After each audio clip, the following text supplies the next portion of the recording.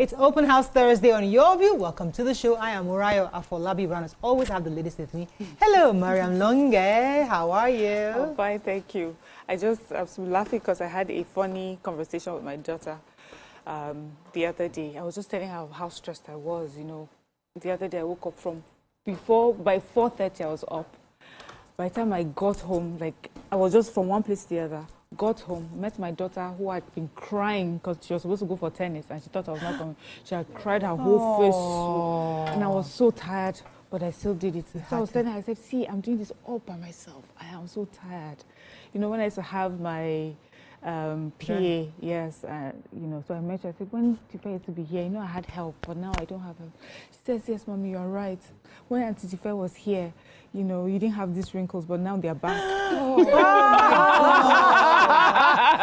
my gosh. That won't enter. I immediately took my phone and said, I have wrinkles. I don't see them.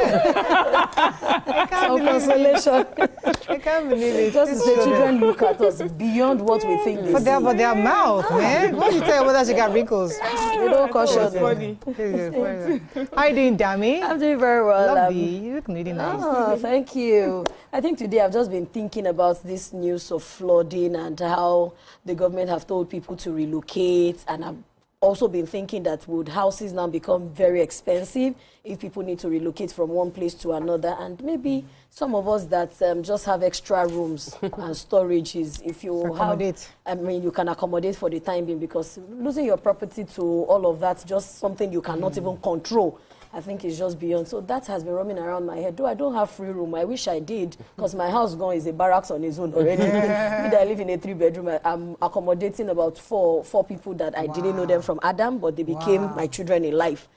So I think from there, I think people should just be more magnanimous and open to just help people face during this phase. But by and large, school is still going on. I'm doing my interior course and I'm learning. We're doing a lot of fun things and I'm really excited about it. And of course, this weather is weather for two, but dear women, you know, a lot of women, I say, they are stuck with children they don't need. Weather for two. Weather for two. You can decide if it's pregnancy for one or pregnancy for two. So please apply the brain. We don't need to tell you the brain is an application before you open it. I mean, you're just special. I try to figure out how you didn't talk well. I'm doing very well. I'm doing very well. Yesterday, I went for a meeting with an IVF clinic, ProBio, and they've agreed to give us 40% discount on the IVFs we're doing. So I'm actually really doing very well because, yes, it's huge. I've spoken to about 2 other IVF clinics, and they gave discount, but 10%. Max was 20%. So ProBio gave us, that's Dr. Amzat that was here. I think he was here last week, Tuesday, to share a story. Yeah, so he gave us 40% discount, making us able to use the little funds we have to start for the 10, because before the funds we had could only cover 5 with the 10% discount.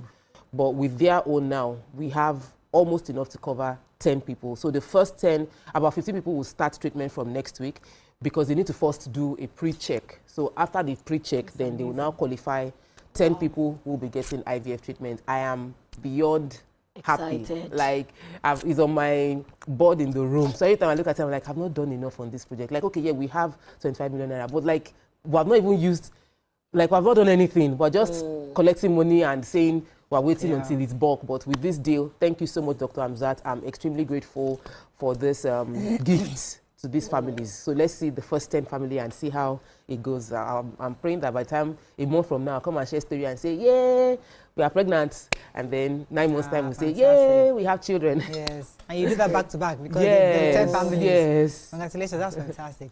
Nothing happening here, just so. Mariam was out asking, so how are you doing? Okay. One day at a time. Let's go on a short break. When we come back, look at the front pages of the paper. Stay with us. We'll be right back.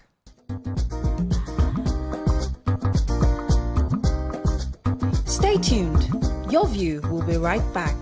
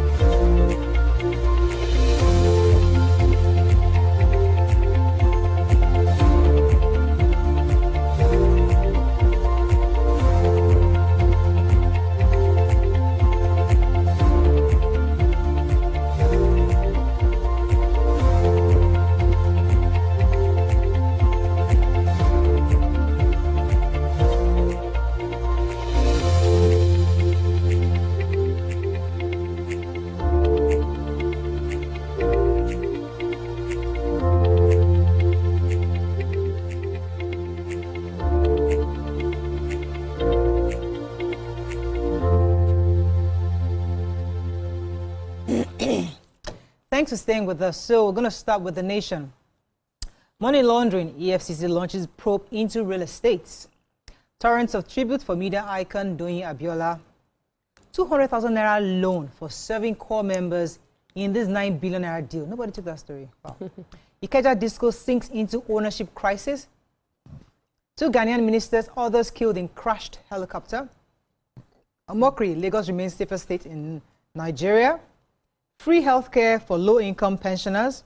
And Kwam rejects fans' claim on alleged boarding rules infraction. Okay, which story? I have the one that says Lagos to Lekki residents, your borehole water is contaminated. And the Lagos state government has warned residents and property developers in the Lekki axis that boreholes drilled in the areas are likely yielding feces-contaminated water. The government also said the contamination is a result of years of unregulated drilling of shallow boreholes and absence of proper water management and fast-developing corridor. In the fast-developing corridor, the permanent secretary of the Office of Drainage Services and Water Resources, Mahmoud Adegbite, stated this at the stakeholders meeting, stating that many residents in Lekki are unknowingly consuming what can only be described as feces-infested water. Adegbite also mentioned that the practice of drilling boreholes without adherence to environmental guidelines has resulted in this humongous damage and bringing us to the dangerous levels of water contamination in most parts of Lekki Peninsula. So I don't know what... let people rest, because everybody is pointing finger and blaming, but the real issue is that we don't have a water corporation. We don't have public water system that is good, going to everybody's house that you can tap into, and yet we are blaming people for drilling borehole, trying to solve their own problems by themselves. Government, help us. EFCC is pointing fingers at real estate companies again. They said that real estate companies are being used for money laundering. So EFCC, the chief executive, yesterday, so they began to investigate into some real estate companies across the country, said that civil servants are funding a lot of real estate companies with stolen funds to buy houses. He spoke at on this critical issue at the Nigerian real estate ecosystem. It was organized by Abuja-based law firm and the law corridor. Mulukoyede said that the commission has secured forfeiture of 15 of such properties. He said some of the civil servants abandoned their properties when they no longer have access to illicit funds, with some buildings left uncompleted for as long as 20 years, and he called for the operationalization of the beneficial ownership program to provide information about those those are beyond the corporate entities that own the real estate. So once again, if corrupt people use their money to buy a house, it's not the company's fault. It is the fact that there is a corrupt person who has gotten funds and is using it.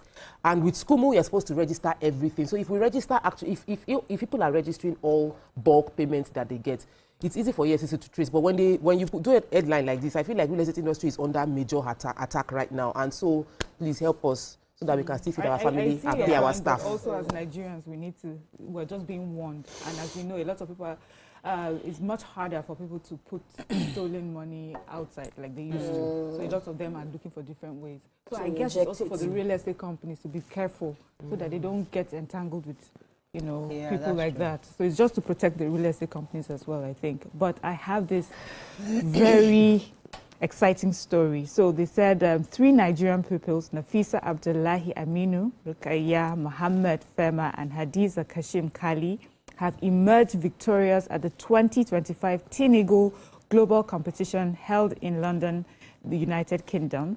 It's been described as a national achievement that transcends regional and institutional boundaries.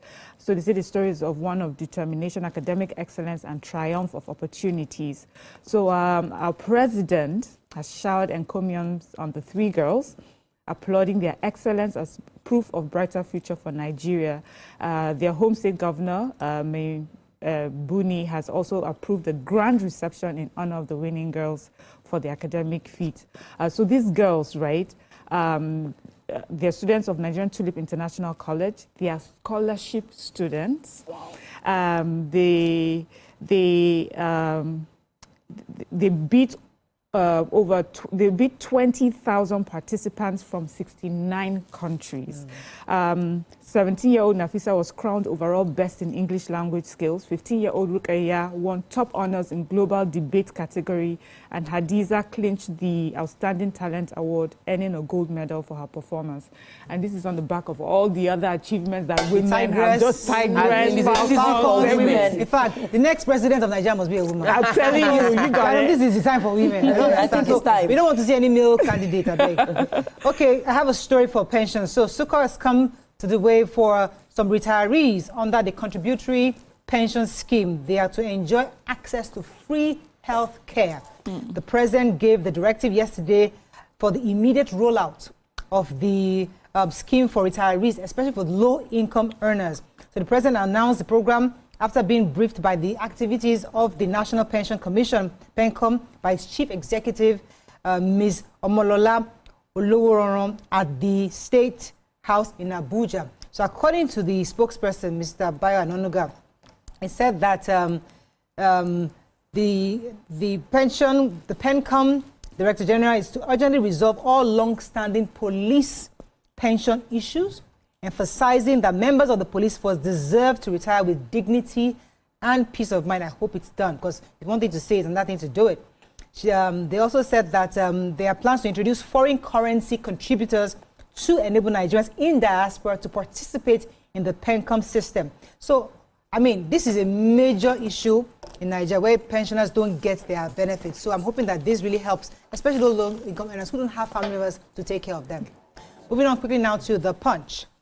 Foreign investors sell off 576 billion naira Nigerian stocks in 6 months. Hey, she will not go and buy stock market. Pension battle, just talked about that. Police retirees reject FG's healthcare offer. Nigeria-US advance high-level talks over visa restrictions. Tinubu consoles Ghana after corporate crash. Kills 2 ministers and 6 others. Sanwo-Olu pledges statewide infrastructure, Badagry roads unveiling. And receivership row. Egbin Power challenges FBN Quest's takeover move. Okay, which story? Yeah, I have this sad story coming out of Ghana, and our president is consoling the president of Ghana, John Mahama, and the government and people of Ghana. This is following the helicopter crash that claimed the lives of Ghana's defense minister, Edward Boama, the environment minister, Ibrahim Murtala Mohammed, and 6 others. The Ghanaian presidency had announced the incidents hours after the armed forces reported that a chopper carrying 3 crew and 5 passengers had dropped off the radar. They said other victims were Alhaji Muniru Mohammed, who was Ghana's Deputy National Secretary Coordinator and a former agriculture minister. It's really sad, you know, it looked like they had some of their very top personalities in that crash. So rest in peace. Our condolences to the people and government of Ghana. Let's go on a very short break. When we come back, we continue with our review. Stay with us. We'll be right back.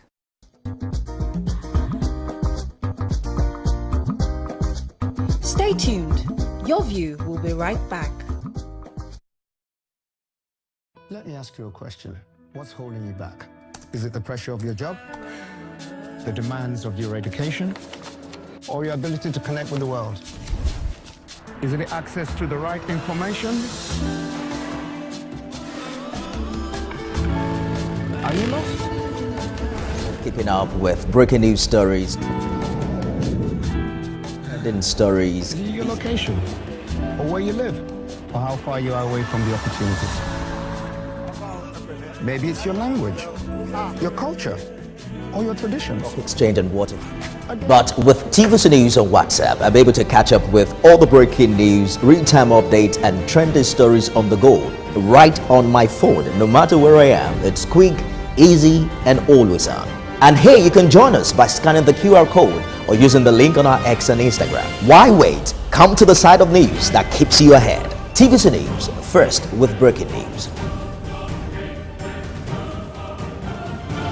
Imagine a country with over 300 plenty languages. Why you go dey only focus on Yoruba, Hausa and Igbo? When we get a common language wey dey unite everybody from oga to even madam sef and every person wey dey for street. That na why we dey introduce you 89.9 Yanga FM, the #1 urban pidgin radio station wey dey unite us all.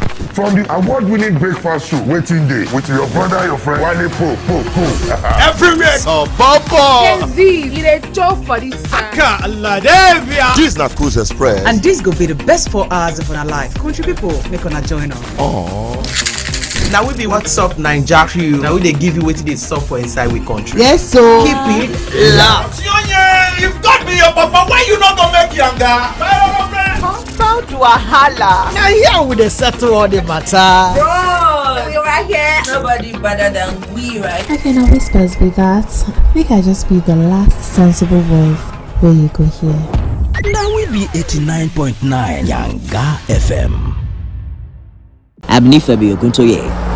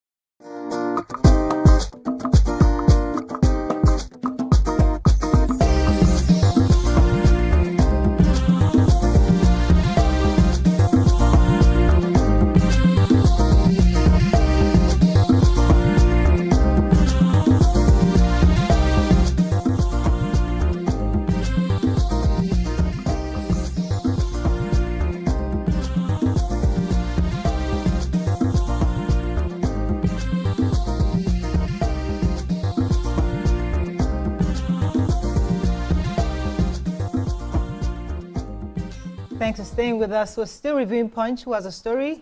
I was going to take the picture story. Okay. Lagos State Governor Babajide Sanwo-Olu has pledged continued statewide infrastructure development as he unveiled a network of roads in Badagry local government area. He was addressing the press there, and he was saying that beyond the electoral process, we commend the continuous understanding, patience, and cooperation shown by the people of Badagry throughout the entire construction period of these roads. Your willingness to accommodate the challenges that often accompany such large-scale infrastructure work, such as temporary disruptions and inconveniences, has been instrumental. This spirit of partnership and community support has provided us with the crucial leverage needed to overcome obstacles and deliver. I'm so happy for the people of Badagry because I have family there. And whenever I go there, I know how that road is. So the partnership with Lagos State government and federal government, and even the internal roads that the Lagos State government is doing, is a big win for Badagry's residents. Yeah. I'm so happy for you. Congratulations, and congrats to the governor for the work well done. Awesome. So I was going to take the story of the power sector and they said Disco. No, this one, well, they are part of it. Okay. They said the crisis plaguing the Nigerian power sector is even getting deeper as the First Bank Nigeria Holdings, through their subsidiary FBN Quest trustees, they've made moves to take over Egbe Power Station, Ikeja Electric, First Independent Power Limited. They said this brings about 6 number of Nigeria electricity distribution companies under receivership because they are not managing the funds well. The funds are not flowing. He said he raised concerns about the integrity of the 2013 power sector privatization exercise because in this move now, taking over this set of power stations and distribution companies, Justice Akitayo ordered the bank and regulators to freeze the company assets and accounts that the company has fallen under receivership. And now it will be managed by a different entity. As a consequence of the company's management and directors' loss of control over assets, there's going to be impact on service delivery, and that's what I'm concerned about. They made a list of other companies that are affected, how it's played out, but what we know now is these 3 will be taken over in a short time, and I don't know what that will mean for the power sector. One thing is clear, service needs to get better. We're still complaining about service, and yet they are saying they're not getting enough money. We say it's already expensive. There's a challenge with the power sector. It's something that both the minister, owners that are investors into this power sector need to have a meeting to discuss it. This is talking about an accountant that was jailed 15 years for defrauding Oyo job applicants. And a serving accountant in the Oyo State Health Management Board, Wahab Olabanji, has been sentenced to a total jail term of 15 years following his conviction for fraudulently collecting various sums of money from unsuspecting victims with the promise of giving them employment. Wahab, who until his trial was the Chief Executive Officer accounts on grade level 14 at the State Hospital Management Board, he was accused of collecting the money from applicants who applied for the last recruitment into the board and the State Teaching Service Commission. The chairman of the Oyo State Anti-Corruption Agency, Justice Eni Esson, retired, disclosed this in a statement in Ibadan, the capital of Oyo State. She said that he was convicted on a 30-count charge of official corruption, obtaining money under false pretense, and conversion, to which he was sentenced 6 months imprisonment with an option of 50,000 on each count charge. She also mentioned that the man was convicted on official corruption, obtaining money under false pretense, and however, after a rigorous 17-month trial, the court delivered its judgment on Friday, August 1st, 2025, in which the defendant was found guilty on all 30 counts, and he was sentenced to he was being imprisoned for 6 months with an option of 50,000 fine on each. The court also ordered the defendant to pay all sums fraudulently obtained from his victims within 3 months to remedy the wrong suffered by the victims due to the corrupt and fraudulent actions. The justice was also saying that she reiterated that the Oyo State government's commitment to zero tolerance for corruption in public service in the state. Okay. So it's a good one. If you are within the system and you chop the system, you will go to jail. Okay, the Daily Sun. Panic fears over flooding. No citizen of Enugu should go to bed hungry, says Governor Mba. 2027 APC breaching electoral laws with Tinubu's endorsement, says ADC. NPAN, NGE, mourn ex-Concord MD doing Abiola. Ghana plane crash, we talked about that already. Rivers, IPAC rejects August 30 local government elections. Okay, which story? Panic. This is panic fears over flooding. Yesterday I had taken the story that about 19 states in our country have been, alerted to possible flooding in a few days, and they've been advised to evacuate. This particular story is highlighting Anambra State because they have already started. They said barely 24 hours after the alert, flood has wreaked havoc in Ogbaro local government area of Anambra. It's destroyed houses, property, and farmland. And then they even have the executive secretary of the Anambra State Emergency Management Agency, Mr. Paul Odenibo, who disclosed that all the residents in water-prone areas were well sensitized about the impending flood that was expected this year. They said that they had asked people, they had told them, and this is something that we've always dealt with, but they were also asked that, are people just willingly ready to evacuate? They said that, well, they have some people who are doing that, but there's still some people that insist that nothing will happen. For me, it just reminded me of the Noah's, the flood and Noah's Ark. Please, they said you should leave. Don't be tempting God in this way. Anyway, so they said that this is something that they deal with year in, year out, and they sort of lived with it. So some people may not think it's serious, but obviously this seems to be quite serious because I hear, that even here in Lagos, Lekki area, and they've been asked to evacuate. Benue as well is urging his residents to evacuate. Niger, Kogi, Nasarawa as well, they have plans. But in Anambra specifically, they said they've created a haven, sort of a shelter while this flood is happening so that they can stay there and be safe until it's over. Okay, another story, son? NAPTIC rector is warning students against unplanned journey. And the National Agency for the Prohibition of Trafficking in Persons, NAPTIP, Imo State Command, has warned students particularly against unplanned journey abroad. The Imo State Commander of NAPTIP, Tochukwu Ezebu, was speaking during the commemoration of the 2025 World Trafficking Against Persons at the Federal Polytechnic in Kede, Owerri, in collaboration with the Network Against Child Trafficking, Abuse and Labor.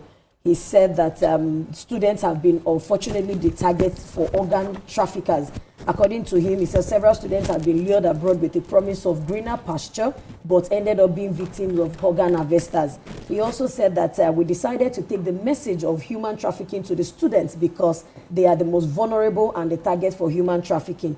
The male and the female youths are usually targeted and they are easily lured into illegal migration and trafficking. With the Sensation program, they will be better informed and they will have pointers towards human trafficking. And he's also urging that parents should also remain vigilant and to check the excesses of their children. The commander who also spoke on to the chief intelligence officer also called on students that they should allow the workshop to guide them against traveling illegally. We know that the awareness created will go a long way to restrain the youth from embarking on dangerous and unplanned journeys in the quest to seek greener pastures. So please, Nigerian youth, parents, this is on the rise now. So we have to check and balance. Fantastic. Let's go on a very short break. When we come back, move on to our next segment of the show. Stay with us. We'll be right back.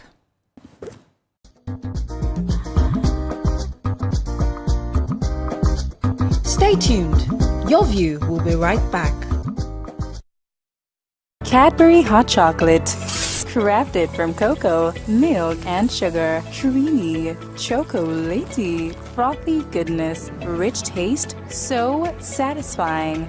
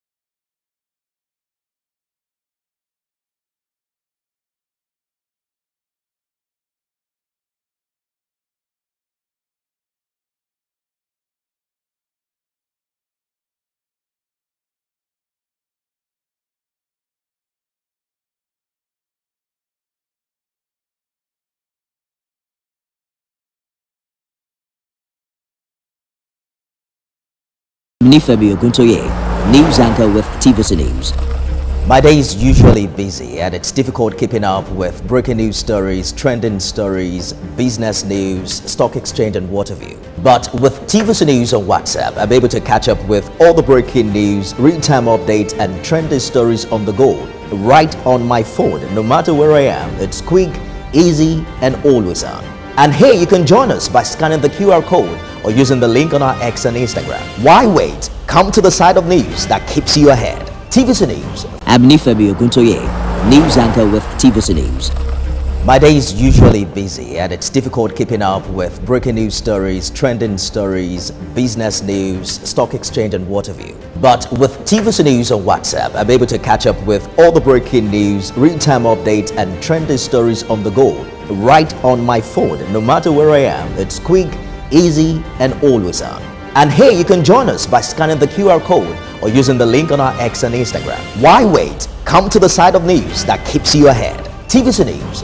I'm Miriam Lunge. I'm a passionate environment advocate and a published author. I am the founder of Celebration, a businesswoman, and a fashion icon.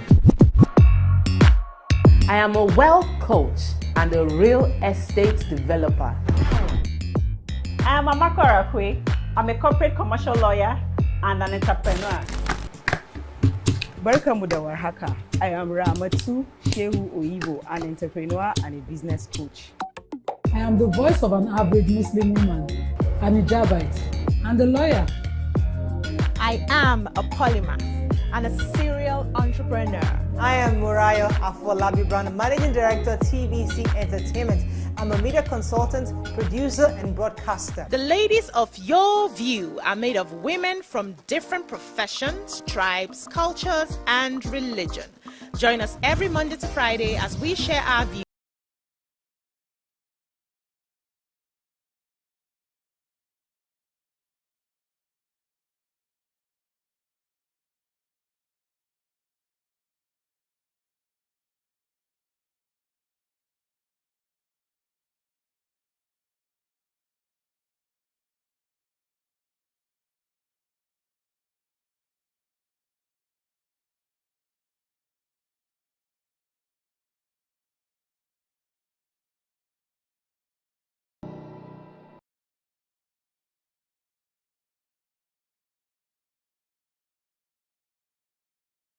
Imagine a country with over 300 plenty languages. Why you go dey only focus on Yoruba, Hausa and Igbo? Where we get a common language wey dey unite everybody from oga to even madam sef and every person wey dey for street. That's na why we dey introduce you 89.9 Yanga FM, the #1 urban pidgin radio station wey dey unite us all.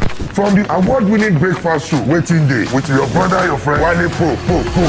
Everywhere so Bobo. Gen Z, you dey chop for this side. This na Cruise Express. And this go be the best 4 hours of our life. Country people, make una join us. Oh. Now we be What's Up Naija crew. Now we dey give you wetin dey sup for inside we country. Yes, so keep it loud. If God be your papa, why you not gonna make Yanga? Come to a holla. Now here we dey settle all the matter. Bro, you right here. Nobody better than we, right? I can always best be that. Make I just be the last sensible voice where you go hear. Now we be 89.9 Yanga FM. Breaking news isn't just about speed, but more importantly about fact and accuracy. It is responsible journalism, being ahead, unbiased, sensitive, in telling the stories that people would want to hear in a way that protects their sanity and for the public good. And it goes beyond breaking the news to actually following up, exploring all the angles, engaging newsmakers, tracking impact, all geared towards informing, educating, and setting agenda for the people. Breaking news is holistic, entire, complete. It's about you, me, and the world we live in. Breaking news is at the core of what we do at TVC News, and it's the honor of my life to serve you this news, fresh off the press. TVC News, first with breaking news. I'm Nifebi Oguntoye, news anchor with TVC News. My day is usually busy and it's difficult keeping up with breaking news stories, trending stories, business news, stock exchange and what have you. But with TVC News on WhatsApp, I'm able to...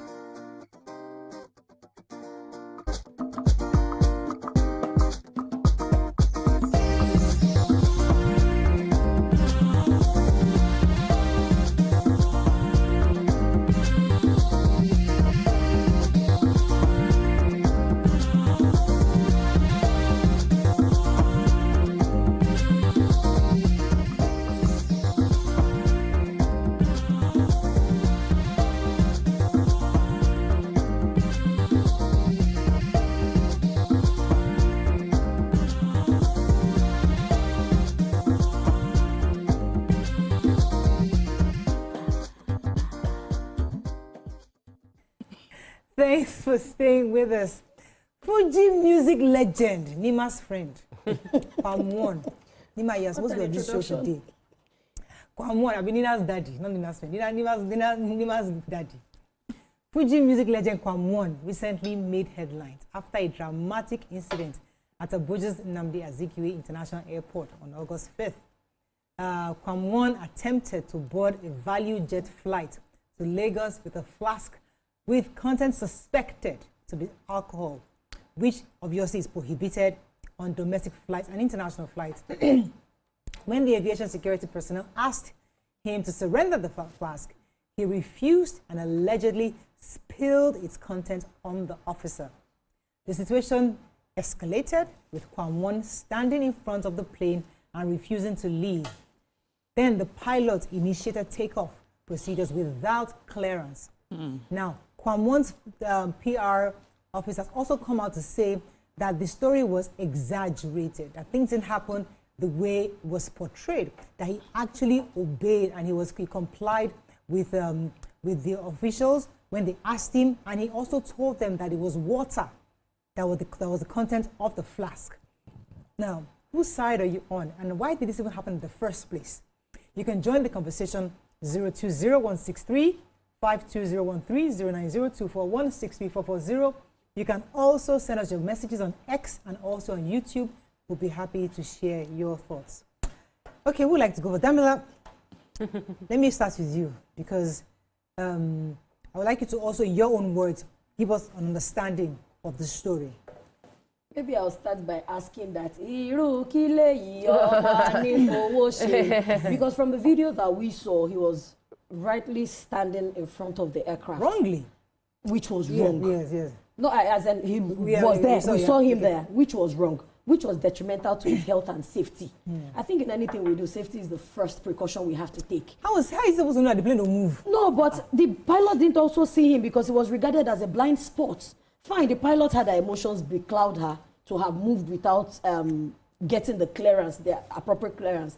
But I think you should mention that FAN had suspended the FAN has suspended the two pilots. But I also think that because this still looks like a okay, so as you're talking, we're having more videos. I think somebody has another different angle. So I didn't see this video online, but these are new clips, another angle we're seeing. Him being resisted from climbing up or obstructed from going up the stairs, obviously because of the content of in his flask. So we've seen another angle here. But Dami, keep talking. What I felt was that basically there are some things that I think as humans we should consider first. There are other people in that jet. It wasn't a private jet exclusive to him alone. So of course, causing obstruction was also detrimental to the time. I also think that for whatever it is, he's well traveled. He's well exposed, so he should know.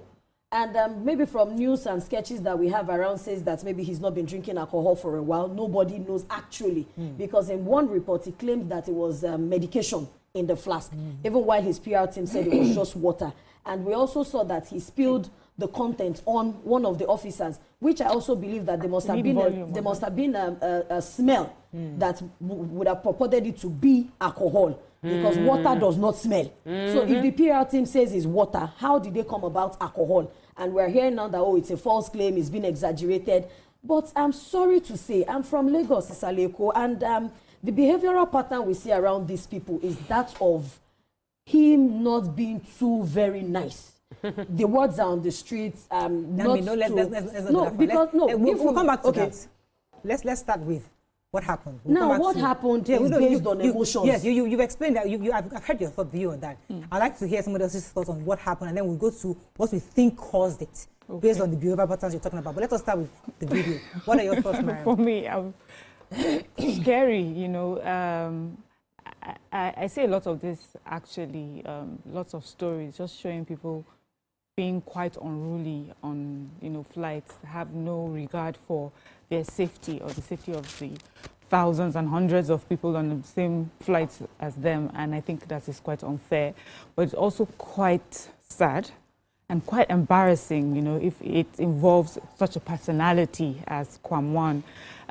He's respected for how long he's been in the music industry. We know that he rubbed shoulder with, you know, the creme de la creme of our society. And so there's a certain sort of regard and respect for him, which I feel he didn't reciprocate to the airline and the proceedings or procedures of boarding a flight. There was no need for him to have a flask. He should have handed over the flask. There was no point having liquid in, you know, but also it also shows that because when we all board, I don't know if there's a special procedure for people of a certain whatever, but when we all board, we pass through the screens and scanning like everyone else.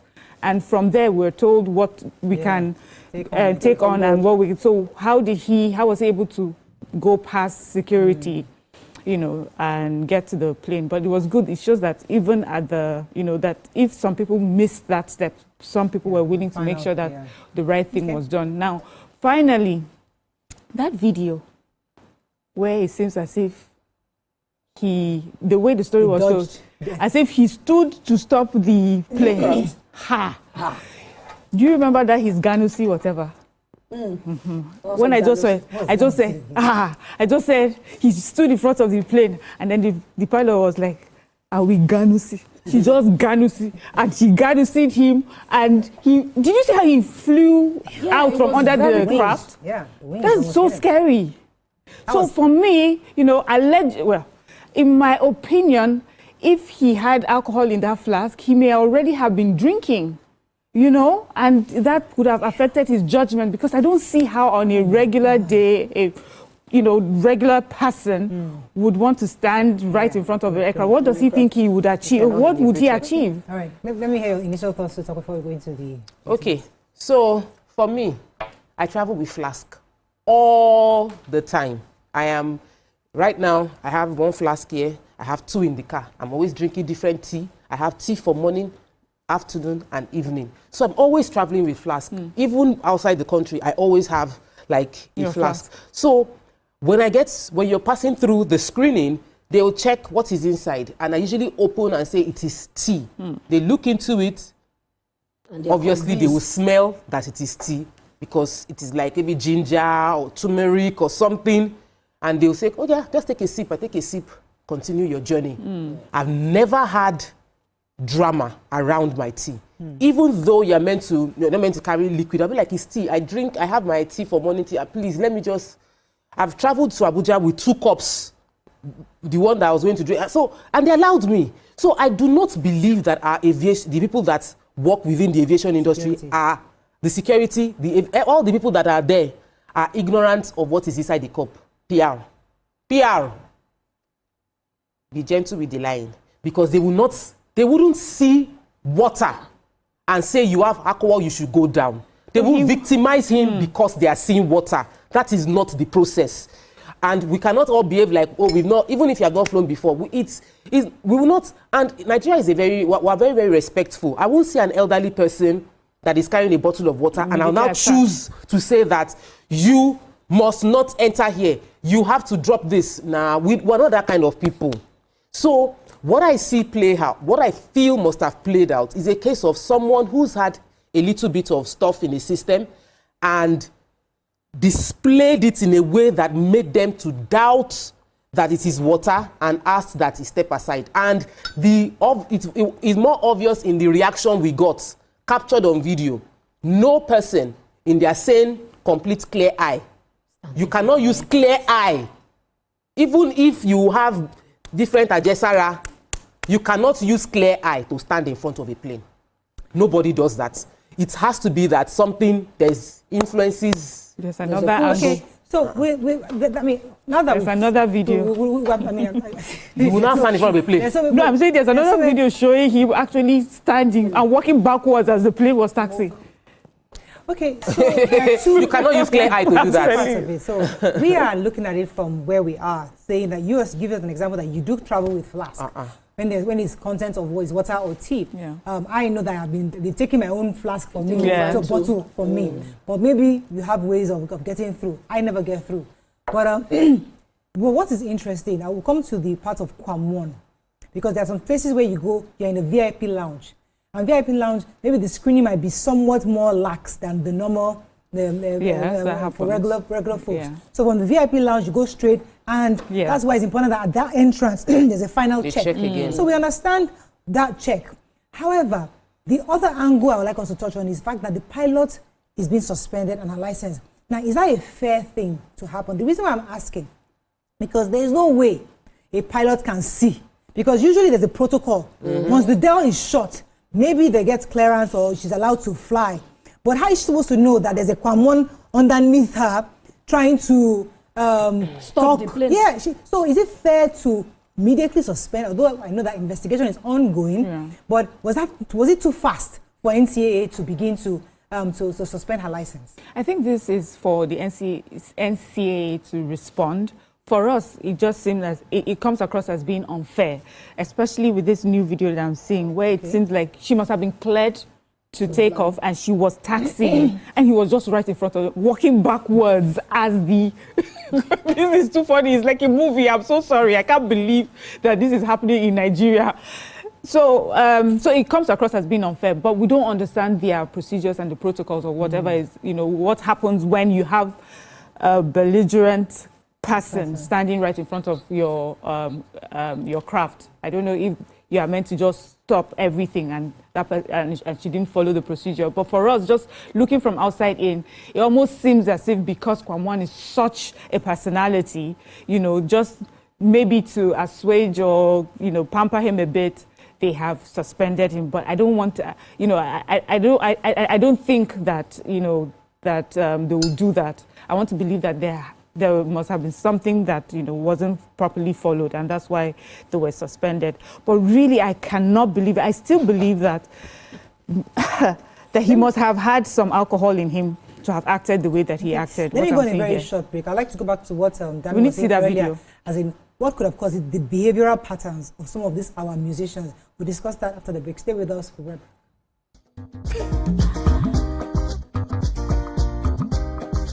Stay tuned. Your View will be right back. When malaria knocks with you down. all the breaking news, real-time updates, and trending stories on the go, right on my phone, no matter where I am. It's quick, easy, and always on. And hey, you can join us by scanning the QR code or using the link on our X and Instagram. Why wait? Come to the side of news that keeps you ahead. TVC News, first with breaking news.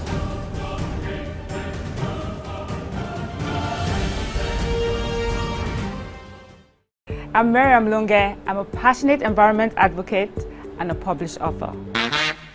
I am the founder of Celebration, a businesswoman, and a fashion icon. I am a wealth coach and a real estate developer. I am Amakora Kwe. I'm a corporate commercial lawyer and an entrepreneur. Welcome to our haka. I am Ramatu Shehu Oyibo, an entrepreneur and a business coach. I am the voice of an average Muslim woman, an hijabite, and a lawyer. I am a polymath and a serial entrepreneur. I am Murayo Afolabi Brown, Managing Director, TVC Entertainment. I'm a media consultant, producer, and broadcaster. The ladies of Your View are made of women from different professions, tribes, cultures, and religion. Join us every Monday to Friday as we share our... I'm Nifemi Oguntoye, news anchor with TVC News. My day. Good morning, Marina Station and all the passengers. Efficient, it's comfortable. This development will go a long way in reducing congestion and emission. The trains are a long-term solution to Lagos traffic challenges. This is where we take the final, decisions on policies, programs of government. I will have to ensure that, the narration of Lagos as a PLC is taken very, very seriously.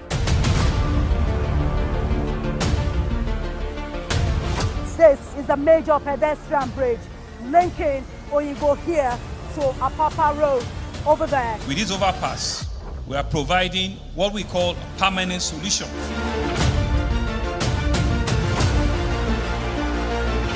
This place is one of the most dangerous areas at the biosecurity environment. This can go into the news and every crimes of your neighborhood.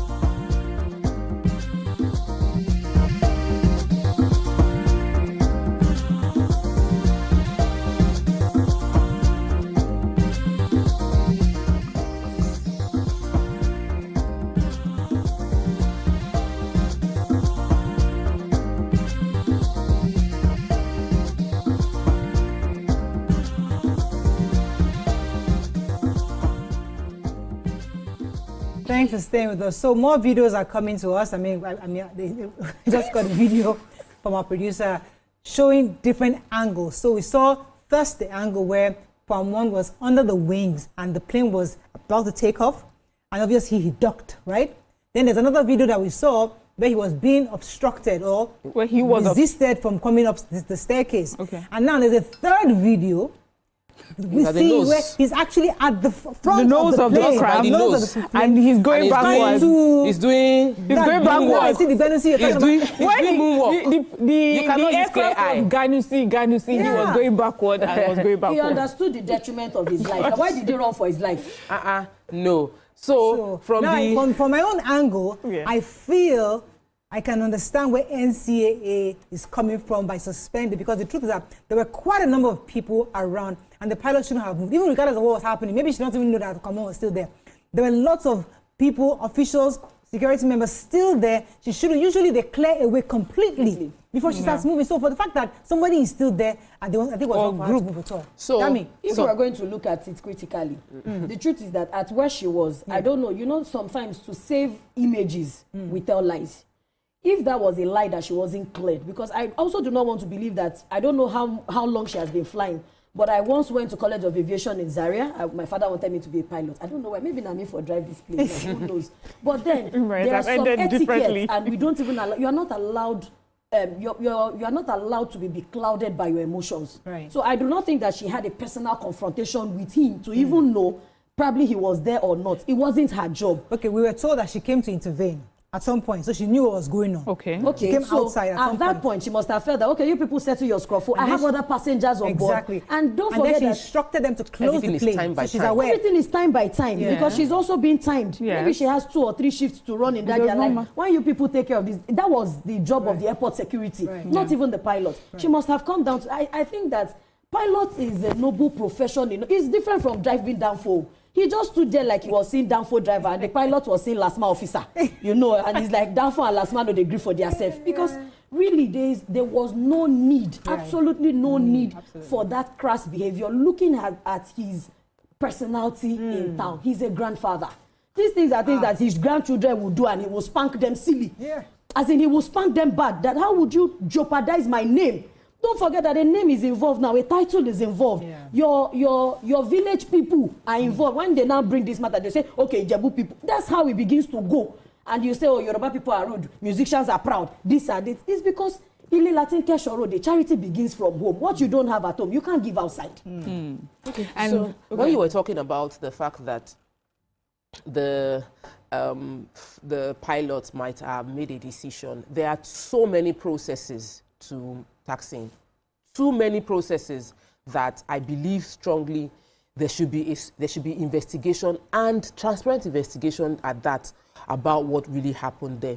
However, by all standard aviation, global aviation standard, the first person that should be suspended from being able to fly is Kwam. Like, the moment that happened, because when you have, we see videos abroad, there are always people do this abroad too, and they are human beings. They are considered as terrorists. The moment it happens, one, you can be considered a terrorist. 2, you are put on a list. You're not allowed to fly. You're not allowed to fly at all. They put maybe 6 months or 1 year off. You are not allowed to fly because you are obviously not obeying the rules that is expected for those who fly. So investigation, the NCAA has a responsibility to investigate. Whatever we let slide will thrive. We have people that, this, do you know who I am? I'm going to call this person. Those kind of behavior has gotten us to where we are. It happens with buses. It happens with, in smaller areas. Now we're seeing it on a bigger scale, that the activity of one man can lead to this much rancor, and we're all discussing it. So I am appealing to the NCAA to make an example of this situation. We need to, it's not just everybody's eye. We are all looking at this, and it is going to set precedents in future. Let me read some excerpts from the press release by Kwam's team. Okay. He's told us that the head of airport security officials from relevant agencies like FAN, NCA, as well as the chairman, managing director of the airline, have already called him to tender apology and even go as far as arranged a private jet to bring him to Lagos. That would not have happened at no cost if he was wrong.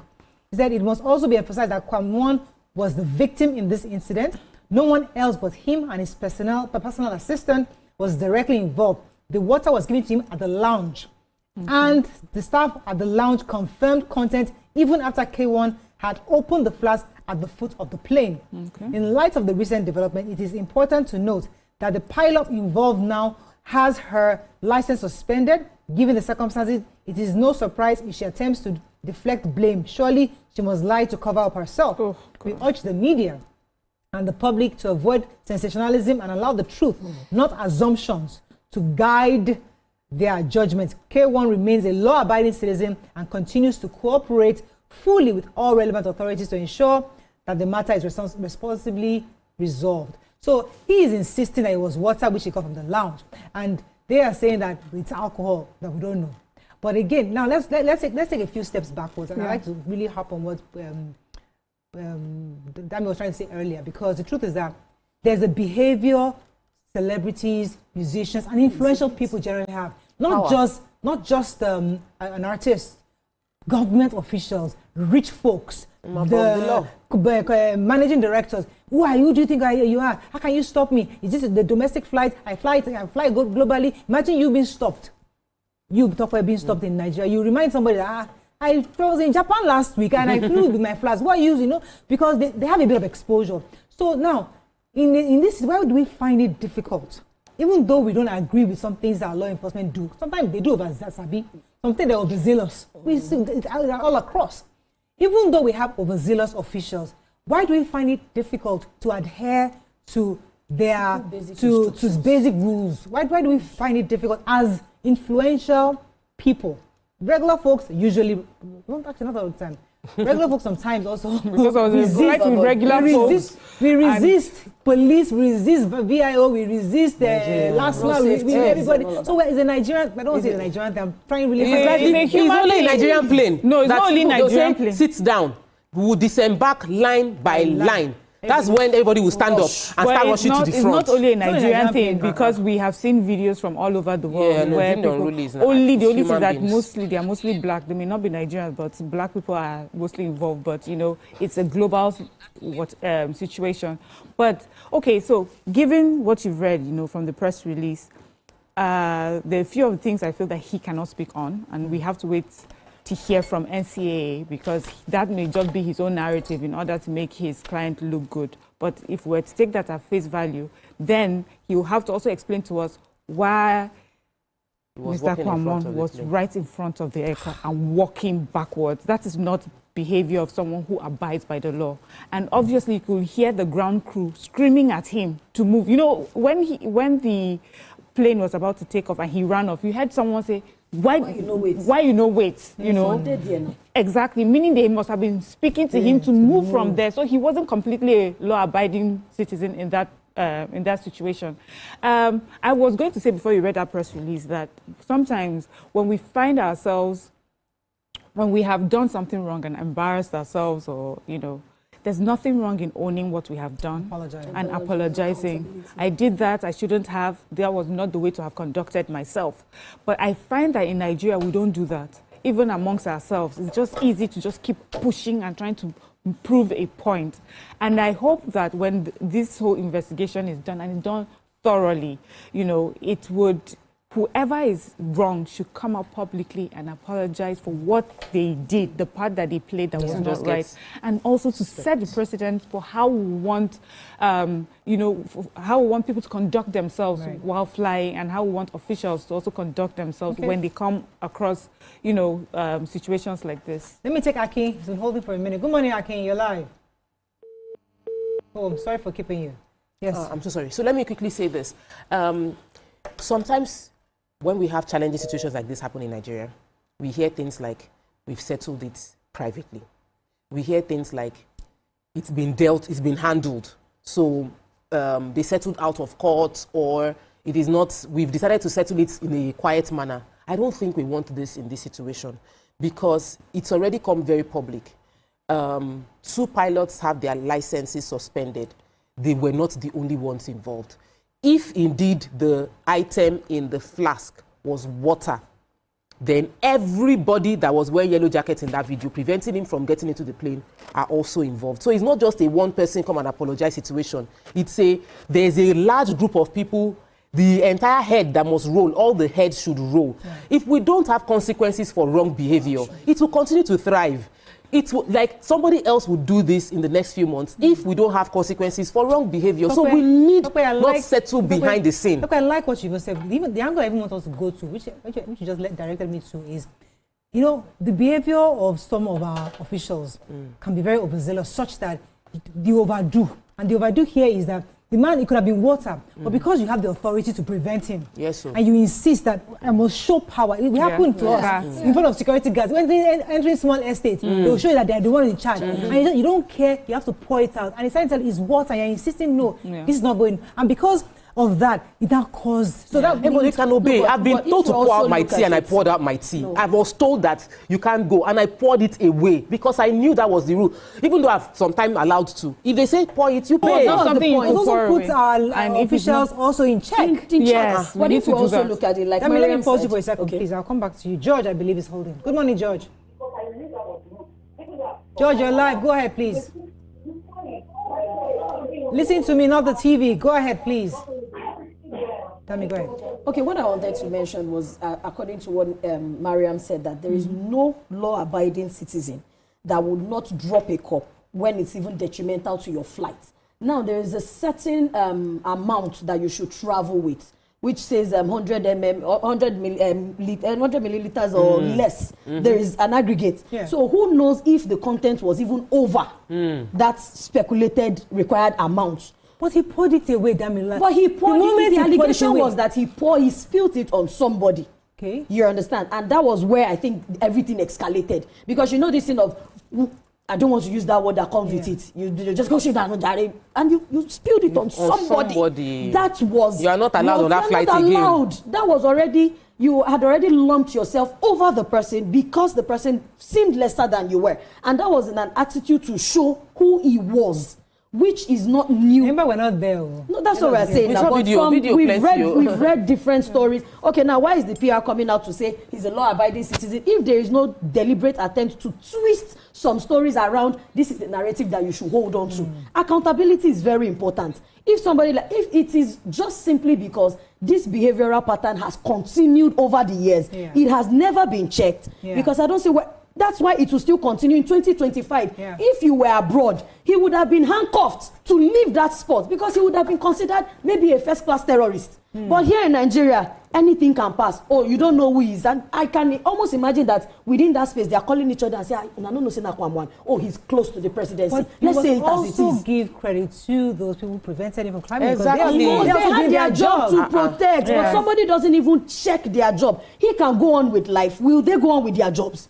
They won't go on with their jobs. Look, after investigation yesterday, we read that he was released to go home. If he was an ordinary citizen, would he sleep in his house yesterday night? Exactly. Just an ordinary citizen. Let me take this call from Gregory. All men are not, we're not created equally. Thanks. Fingers are not equal. Gregory, thanks for calling. You're live. Oh, man, we lost that call. Let me go on a very short break. When we come back, we continue this conversation. Stay with us. We'll be right back.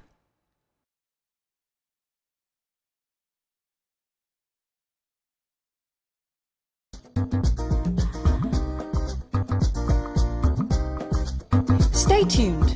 Your View will be right back. In the heart of Africa's largest economy, a silent transformation is unfolding. At the center of it all is Conga Group, an ecosystem of innovation. Imagine a country with over 300 languages. Why you go the only focus on Yoruba, Hausa, and Igbo? Where we get a common language, where they unite everybody from Oga to even Madam self, and every person where they for street. That's now why we introduce you 89.9 Yanga FM, the #1 urban pidgin radio station where they unite us all. From the award-winning breakfast show, Waiting Day, with your brother, your friend, Wale Po. Everywhere. So, Bobo. It a job for this time. This is not Cruise Express. And this go be the best 4 hours of our life. Country people, make una join us. Oh. Now we be What's Up Naija crew. Now we they give you wetin dey sup for inside we country. Yes, so keep it loud. If God be your papa, why you not gonna make Yanga? Now to a holla. Now here we dey settle all the matter. Bro, we right here. Nobody better than we, right? Okay, now whispers be that. Make I just be the last sensible voice where you go hear. Now we be 89.9 Yanga FM. Breaking news isn't just about speed, but more importantly, about fact and accuracy. It is responsible journalism, being ahead, unbiased, sensitive, in telling the stories that people would want to hear in a way that protects their sanity and for the public good. And it goes beyond breaking the news to actually following up, exploring all the angles, engaging newsmakers, tracking impact, all geared towards informing, educating, and setting agenda for the people. Breaking news is holistic, entire, complete. It's about you, me, and the world we live in. Breaking news is at the core of what we do at TVC News, and it's the honor of my life to serve you this news, fresh off the press. TVC News, first with breaking news. Good morning, Marina Station and all the passengers. Efficient, it's comfortable. This development will go a long way in reducing congestion and emission. The trains are a long-term solution to Lagos traffic challenges. This is where we take the final, decisions on policies, programs of government. I will have to ensure that, the narration of Lagos as a PLC is taken very, very seriously. This is a major pedestrian bridge linking Oyingo here to Apapa Road over there. With this overpass, we are providing what we call permanent solutions.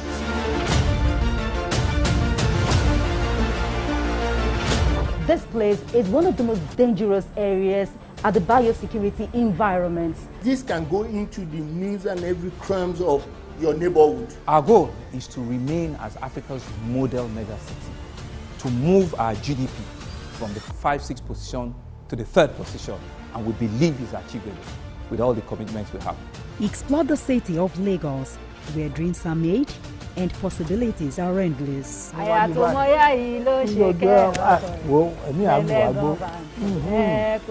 Amadedoja Salamadini.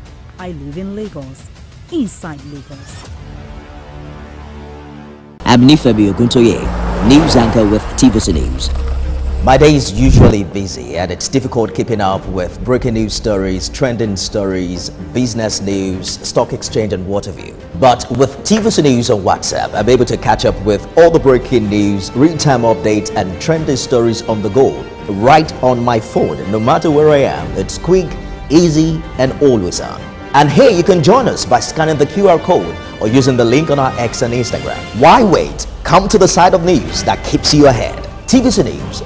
I'm Miriam Lunge. I'm a passionate environment advocate and a published author. I am the founder of Celebration, a businesswoman, and a fashion icon. I am a wealth coach and a real estate developer. I am Amakora Kwe. I'm a corporate commercial lawyer and an entrepreneur. Barkamu da warhaka. I am Ramatu Shehu Oyibo, an entrepreneur and a business coach. I am the voice of an average Muslim woman, an hijabite, and a lawyer. I am a polymath and a serial entrepreneur.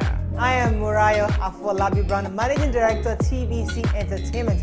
I'm a media consultant, producer, and broadcaster. The ladies of Your View are made of women from different professions, tribes, cultures, and religion.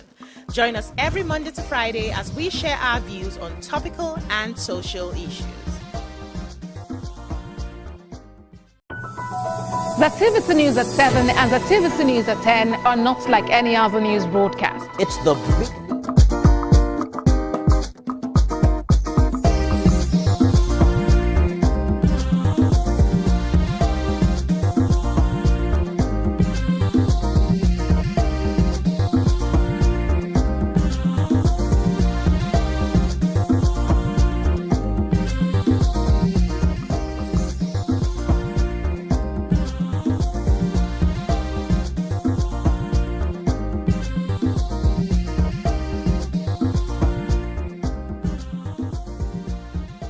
thanks for staying with us. All right, so let us talk about do you know who I am attitude. Because as I said before, everybody does it at any small level. Security guard does his own. Everybody in Nigeria, we have that do you know who I am syndrome. And it's something we need to continually address, because the truth is that we talk about having dignity in the work you do, respecting people, law enforcement, respecting the rule of law. But when we say we play lip service to these things, because in reality, when the law catches up with us, we start calling, who do you know? Do you know somebody? I know somebody, I know somebody, I know somebody. You know, you want to take up, my PA was telling me that she wants somebody wants to get a passport. Do I know somebody? I said, don't you know passport office? Can't you just walk into passport office and request? Because we are not used to following procedure. We're not used to saying, this is all TVC, ordinary TVC internship. Go to the website or come to TVC and say, I would like to apply for internship. No, you have to call somebody. I know Mariam, I know that. Please now, help me. Come on.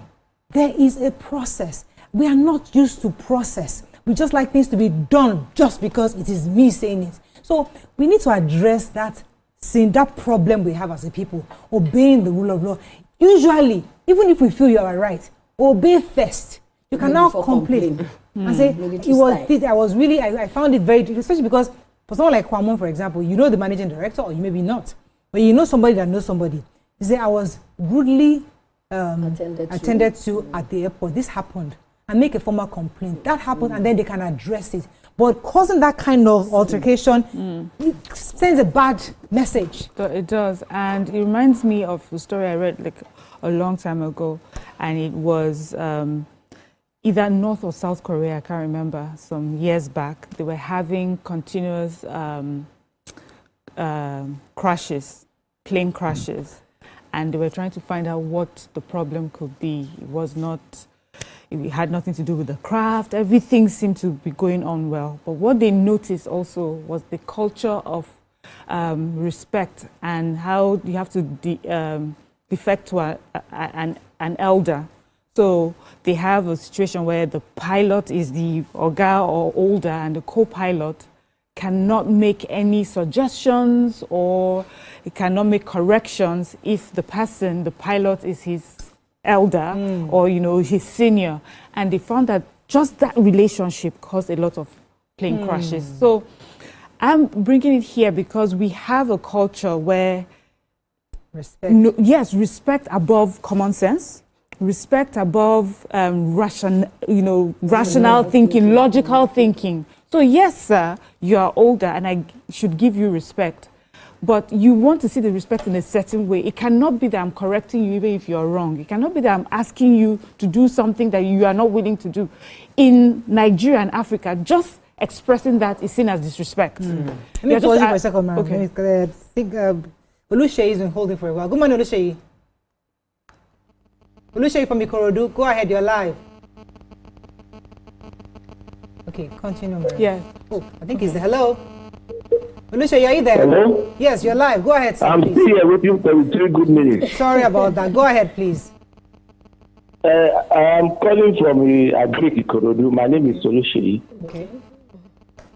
My name is Oluseyi. Go ahead, sir. You're live. Go ahead. You're live on TV. Yeah, thank you for picking up the call now. Let me tell you, we Nigerians, we are too much in a hurry to jump to conclusion and start blaming each other. Let's start. They have a procedure at the airport. Before you enter the departure hall, there's a screening point. When the flight is announced, before you leave the departure into the tarmac, there's a screening point. So if the water is not allowed to go on board the aircraft, how come within 3 screening points it was not checked or withdrawn from going with the passenger? Number 3, I want to talk about the pilot that took a decision. Whether male or female, that's not the major point here now. She's a captain in charge of the operation. A captain is the commander of the operation at the foot of the aircraft. She wanted to take a decision. She took the right decision by coming down to de-escalate the situation. If the escalation failed to take place at the foot of the situation, she doesn't have that sensible enough for her to power the aircraft to try to crush the people by the foot of the aircraft. It is wrong.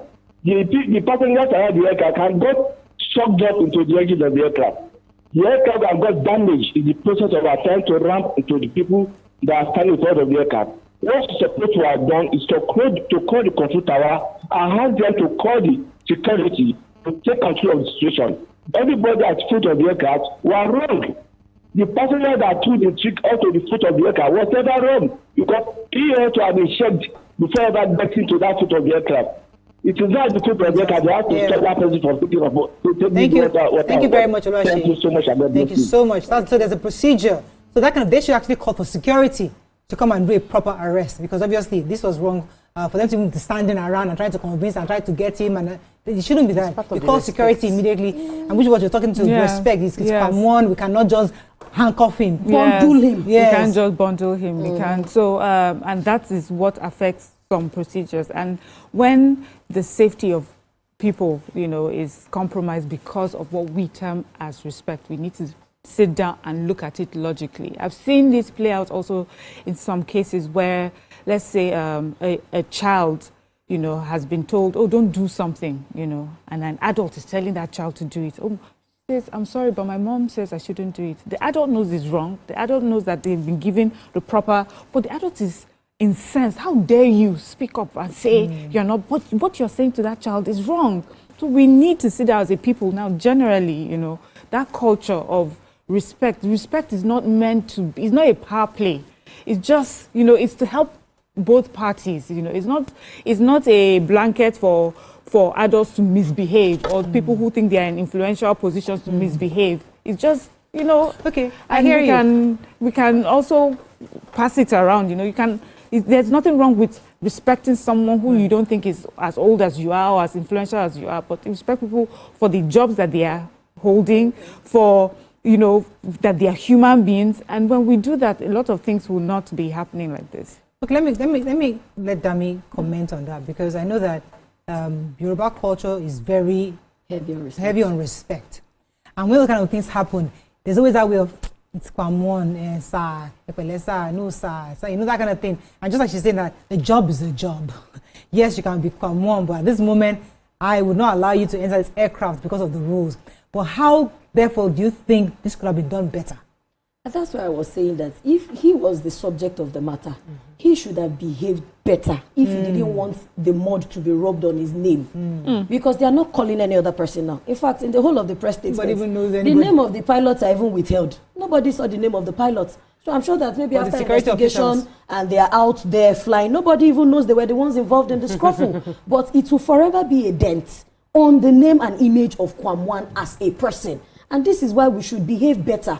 Because now we are huge on respect as a people, and as Yoruba people who are culturally inclined. Then how then do you want to chastise a younger person if they will not give you receipt and evidence that, Daddy, this thing you said I should not do, you've done it before. And what was your excuse doing it then? Would you have said, oh, I didn't know, oh, this, or that? Then also, with the question you asked, there are sometimes that, yes, wanting to jump protocols sometimes is not something some people really want to do.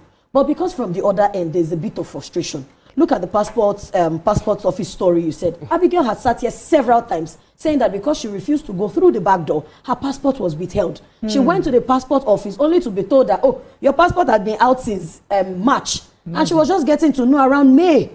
So if she had employed the who knows who to just jump that process, maybe she would have had the passport. I don't understand. So her passport already, but they didn't reach out to her. They didn't reach out to her. So she couldn't. Because she did it herself. So she couldn't reach it. In fact, at the end of the day, she said she needed to contact Dolapo, who said go to so and so place, after she was really tired and overwhelmed. Okay. So sometimes you will sit down and regret that decision, that why did I follow through? Yeah. Because they frustrate you going through the normal route. Yeah. And that's why some people now resort to, do you know who I am? If it will make it faster. Yeah. But in some cases of personal respect, attitude, do you know who I am doesn't work. Okay, yesterday in my house, I had issues with, we had issues with electricity. And I have to pause you. Okay. I'm sorry, Dan is holding. Good morning, Dan. You're live. Dan, are you there? Hello, Dan. I can hear I'm speaking. Please go ahead. You're live. Thank you for the conversation. Welcome to the show. Okay, thank you for the. All right, thank you, man. Let me just tell you that the person who's saying who you know who I am is one that caused the problem in this country. I'm talking. Dan. Okay, the man with the question, he's cleared so many checkpoints before getting to this flight. If he's important woman, he should respect himself. You know that others are following in footsteps. He shouldn't behave like a tout. in an airport. I'm trying to use that word. Let me tell you that if it is the VIP, they are the ones that destroy our country the way you are looking at it. Okay. I want to support my sister. I would say that he can't show himself. Others should learn from him the way he presents himself. He's a royal model, for God's sake. People are looking up to him. Dan, how they're pushing out Dan, can I coach you for a second? Yes. What do you do? What's your job? What job do you do? I'm a teacher, a lecturer. You're what, a lecturer? Yes. Now, as a lecturer, have you ever been in a situation where one of your students was rude to you, or maybe you went to school as a lecturer, one of the non-teaching staff, you know, maybe came to your office and did something, and you had to remind the person that, hold on, I am a lecturer here, you don't treat me that way. The reason I'm asking that question is because we are seeing Kwam's error because he's Kwam. But the truth is, we all somehow do the same thing in different ways. Are you saying you've never been in a situation where you have to remind a non-teaching staff that you are a teaching staff in your school? Yes, we're bound to make a mistake in various ways of life. But look at a number of people putting on the jacket that correcting him. He should know that if he's VIP, if he knows that his personality has to maintain, he knows to respect integrity first. Okay, point taken down. Thank you. Thank you. Thank you. Okay, so I just to wrap up this "Do you know who I am" story. So I just got out the compound. I had called an electrician, and I saw a man standing. In all fairness, I thought it was maybe one of our occupants. People can have visitors, and I said, "Good evening, sir. Were you the one who called the electrician?" He said, I said, "Has he started working on it? Who is working on it?" He said, "Now me they do am now." And I'm like, who's fighting you? Who is fighting you? Why are you raising your voice at me? I said, I just came outside, and in his statement he said, "I don't know you." Me, that is you, the people that will pay you money. You don't even have to know me. But I came with that utmost respect because I didn't even know who you were, and I just decided to behave like my own self and be a human being. And the way he just chatted at me, I'm like, but now we go still pay you this money. So on the long run, I got angry and I told him, if you fix these lights, I will arrest you this night. So he really got angry and left because I needed to also prove the point that you cannot rubbish me in my own house, asking me, shouting at me just like that, because I just asked this very simple, normal question. So yes, sometimes the system forces you to want to jump protocol, the same system forces you to want to jump protocol and say, "Do you know who I am? I can call this, I can call that." If everything was seamless and we have been handed over this handout of prim and proper, I think we won't be here. Let's go on a short break. When we come back, we'll wrap up on this. Stay with us, we'll be right back.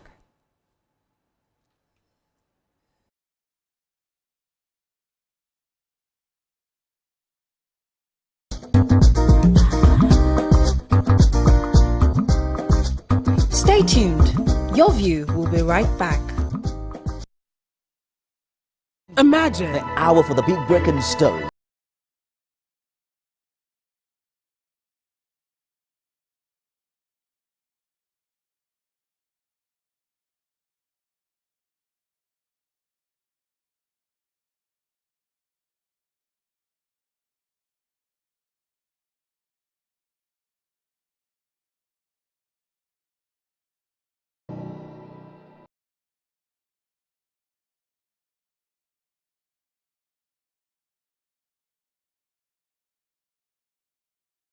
Breaking news isn't just about speed, but more importantly, about fact and accuracy. It is responsible journalism, being ahead, unbiased, sensitive, in telling the stories that people would want to hear in a way that protects their sanity and for the public good. And it goes beyond breaking the news to actually following up, exploring all the angles, engaging newsmakers, tracking impact, all geared towards informing, educating, and setting agenda for the people.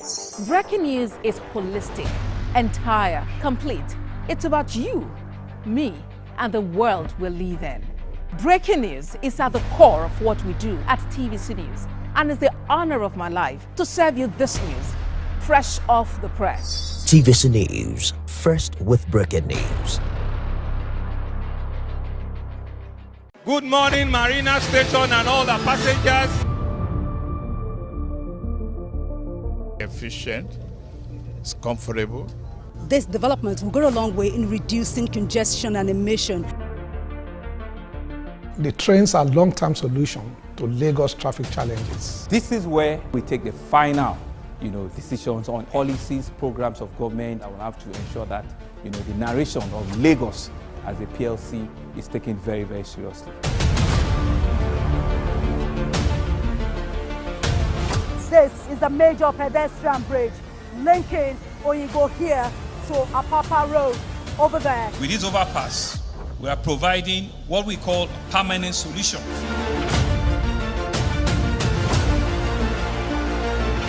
This place is one of the most dangerous areas at the biosecurity environment. This can go into the news and every crumbs of your neighborhood. Our goal is to remain as Africa's model megacity, to move our GDP from the 5-6 position. I'm Miriam Lunge. I'm a passionate environment advocate and a published author. I am the founder of Celebration, a businesswoman, and a fashion icon. I am a wealth coach and a real estate developer. I am Amakora Kwe. I'm a corporate commercial lawyer and an entrepreneur. Barkamu da warhaka. I am Ramatu Shehu Oyibo, an entrepreneur and a business coach. I am the voice of an average Muslim woman, an hijabite, and a lawyer. I am a polymath and a serial entrepreneur. I am Murayo Afolabi Brand, Managing Director, TVC Entertainment. I'm a media consultant, producer, and broadcaster. The ladies of your view are made of women from different professions, tribes, cultures, and religion. Join us every Monday to Friday as we share our views on topical and social issues. Good morning, Marina Station and all the passengers. Efficient, it's comfortable. This development will go a long way in reducing congestion and emission. The trains are a long-term solution to Lagos traffic challenges. This is where we take the final, decisions on policies, programs of government. I will have to ensure that, the narration of Lagos as a PLC is taken very, very seriously. This is a major pedestrian bridge linking Oyingo here to Apapa Road over there. With this overpass, we are providing what we call permanent solution.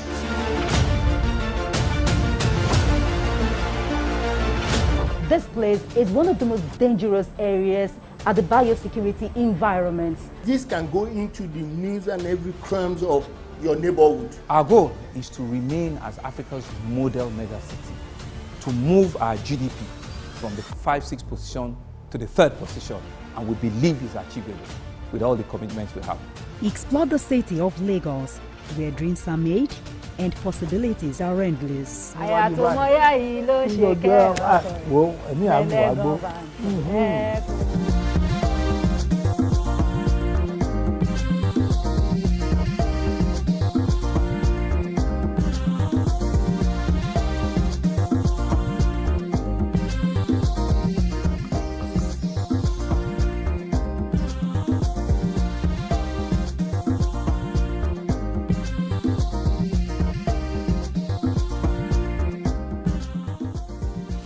Thanks for staying with us. I'm told we have a caller from Abuja. His name is President. Good morning, Mr. President.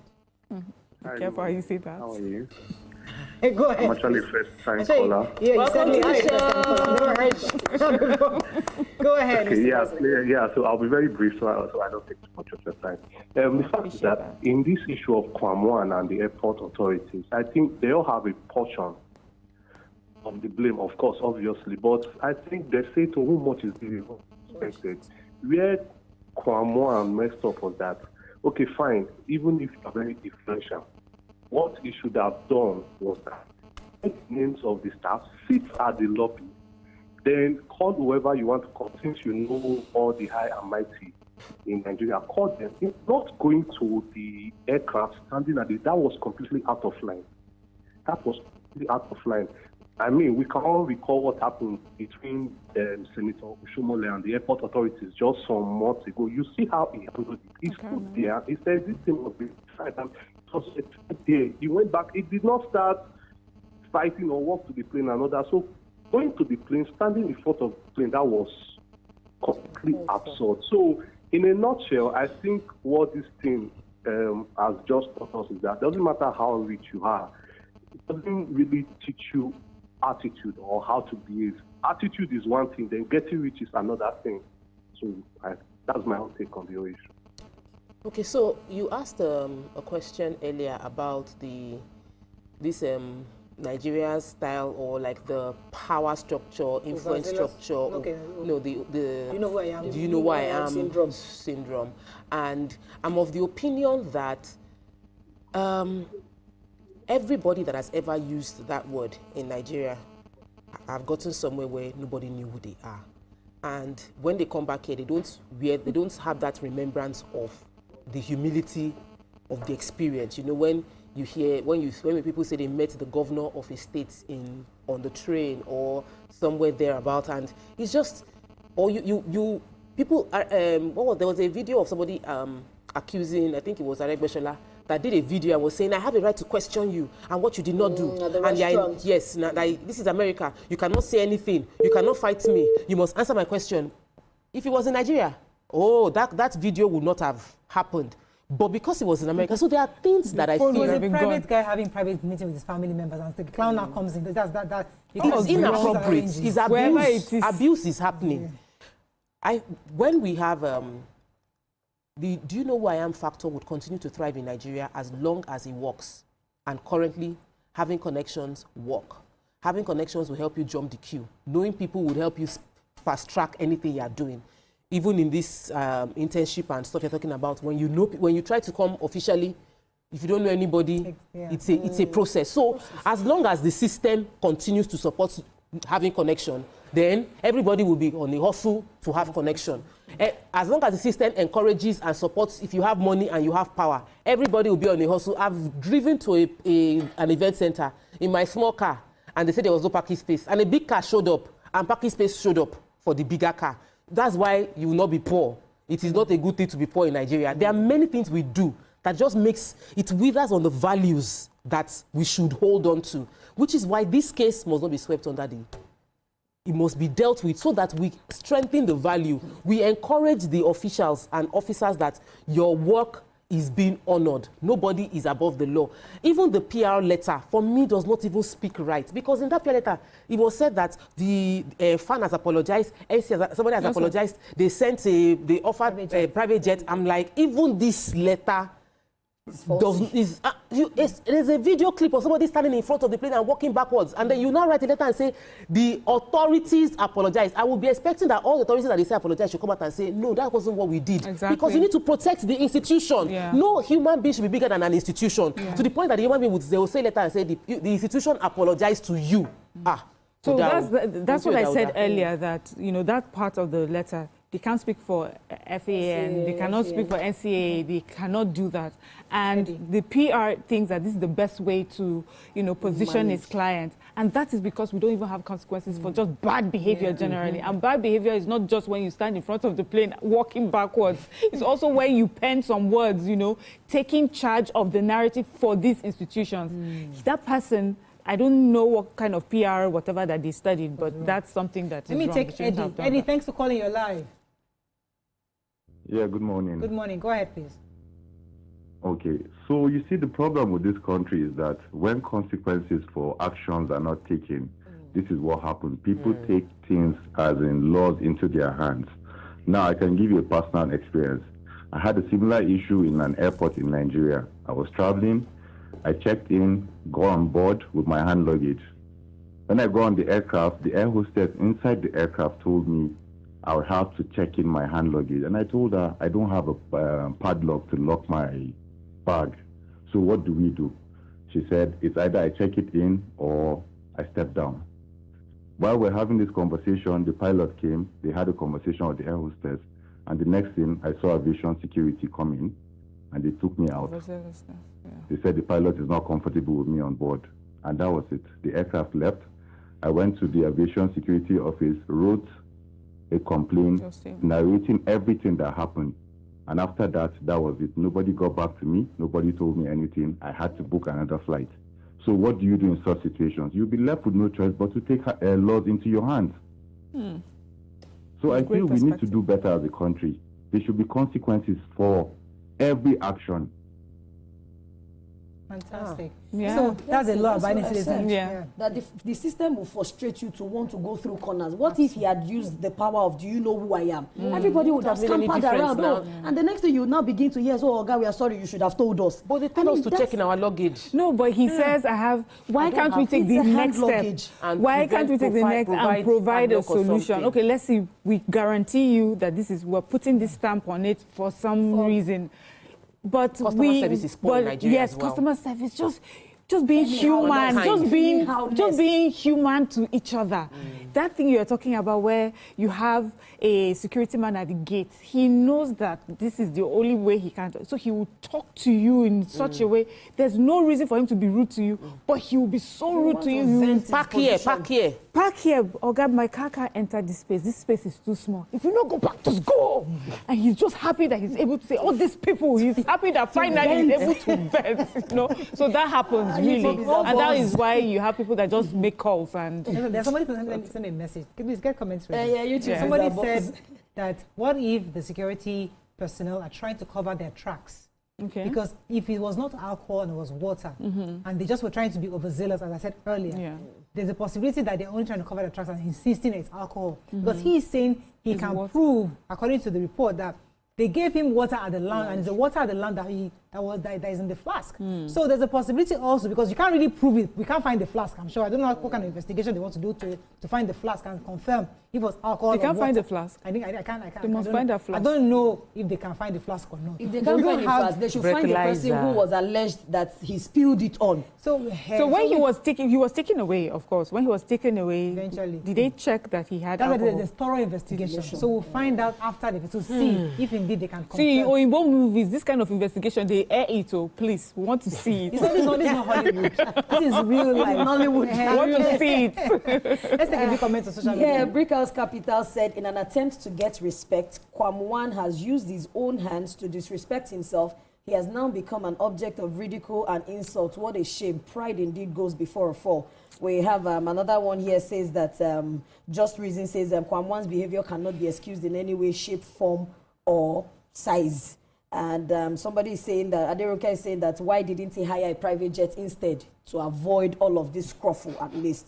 And Hafix was said, even if you board business class, then that's commercial. You complain that if you enter private jet, you complain. But if you go into commercial, you must abide by the rules of the commercial. That's why they were advising you should do private, where he could take any flask, take anything. Let me let you finish that one you were saying you're reading. So this one also says that Adeoye Oladayo says, no be say people no one pass through procedure. But by the time frustration one key person, not to use who you know person. Let me take Tony. Thanks for calling, Tony. You're live. Okay, good morning. Good morning, sir. Okay, yeah, I just wanted to clarify what you said. Remember, there was a point you also said, Kwam himself said that the content of what he had in his flask was medications from his doctor. Exactly. Also remember that he also, and that when he's, there was also a point you also said that he spilled the drink on the staff of the aircraft. Yes. And they confirmed that it was alcohol. So which one do we believe? Exactly. Now, his PR is coming out to tell us that the content was water. Murayo, which one do we now believe? Is it the water? Is it the medication from his doctor? Or is it the alcohol? Which one do we believe? Thank you very much. It could be all three and still be right. Thank you very much. It could be, I'm telling you, it could be all three. Alcohol has some water content in it. I have this from Dr. Greg. She said that pilot suspension may have been screwed under, which might be because of the safety rules under the NCAA. Yes. As an AFSEC aviation security operator, I can tell that the pilots got clarity of movement before the flight took off. Yeah. Kwam disregarded the value jet, and he should have done better. So there's a possibility at the control room she was given. Yeah. But the guys on the ground should have actually cleared that place. They were trying to clear him. He refused to clear because it was when he was almost taken, his head almost taken off. I'm sorry. That they were saying to him, you should have stayed. You should have stayed. But I'm sorry. If we're also we have audio of the recording. Yes. If we flip this story back and imagine that on a today we are saying blackout, this happened to Kwam, what do you think value jets will be held for? What do you think that pilot will be held for? Murder. What if today, and by 4 o'clock, everything don't finish now? Let me, Hassan, thanks for calling you live. Good morning. Good morning. Go ahead. Murayo. Yes, sir. You cannot be a senior advocate for Kwam. We are forgiving you for being an anchor.